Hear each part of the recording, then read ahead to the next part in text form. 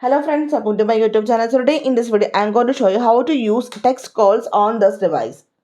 Simply open the phone application, tap on three dots on the top right side, tap on settings. So here you can see the option text call, tap on this one. First of all, you need to enable this option.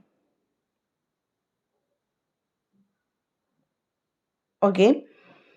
You can see answer calls without saying a word.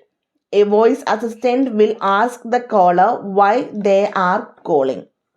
You will see what they say in text chat.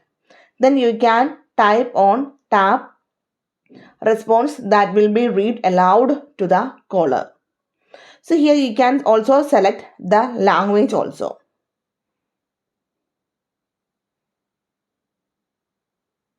Text calls let you communicate without speaking. This is ideal for meetings, libraries or noisy environment.